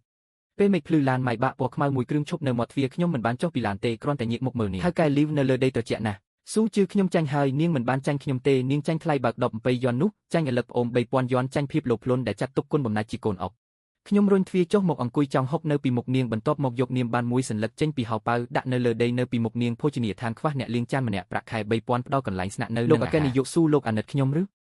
មិនមែនអាណិតទេគឺសងបំណុលស៊ុបមាន់មួយចានកាលពី15 ឆ្នាំមុនខ្ញុំត្រូវសងបន្តិចទៀតប៉ុន្តែលើកនេះតាមច្បាប់គឺទូទាត់រួចរាល់ហើយខ្ញុំដើរទៅរកឡានងាកក្រោយដើរចេញទៅលីវជីនហួរផ្លូវចំនួនគឺផ្លូវមនុស្សនាងចាត់ទុកគេជាមនុស្សល្ងងគេក៏ចាត់ទុកនាងជាសម្រាមហេតុផលនេះសង្ឃឹមថាជាតិក្រោយនាងអាចយល់ឡានចេញទៅលីវជីនហួររើសកាត់នោះឡើងមើលពាក្យអ្នកលៀងចាន3ម៉ាត់នៅលើនោះនិងស្ដារឡាយផាធីដែលមានមនុស្សចេញចូលនៅត្រើយម្ខាងស្រាប់តែយំយ៉ាងខ្លាំងចុងក្រោយនាងជូតមុខយកនាមបានដាក់ក្នុងហោប៉ៅដើរខ្ចាកចេញពីទ្វារហាចំណែកខាងទៀតខ្ញុំកំពុងធ្វើជាម្ចាស់ផ្ទះក្នុងពិធីជប់លៀងពាណិជ្ជកម្មមួយឡាវវាងរវល់ចុះឡើងសៀវយ៉ាទទួលភ្ញៀវយ៉ាងស្ទាត់ជំនាញបុរសផ្នែក IT កាលពីមុនកំពុងកែសម្រួលឧបករណ៍បំពងសំឡេងនាំចូលថ្មីលោកអគ្គនាយកស៊ូខាងលីវជីនហួរនៅរស់ប៉ុន្តែមិនអាចងើបឡើងវិញជារៀងរហូតនេះគឺជាការដាក់ទណ្ឌកម្មដ៏ធំបំផុតសម្រាប់នាងខ្ញុំងាកទៅរកភ្ញៀវទាំងអស់លើកកែវអ្នកទាំងអស់គ្នាស្រាមួយកែវនេះជូនចំពោះភាពស្មោះត្រង់ជូនចំពោះភារកិច្ចជូនចំពោះអ្នកដែលចាត់ទុកអតិថិជនជាមិត្តភក្តិហើយក៏ជូនចំពោះអ្នកដែលមិនយល់ពួកគេប្រើជីវិតរបស់ពួកគេផ្ដល់មេរៀនចុងក្រោយដល់ពួកយើង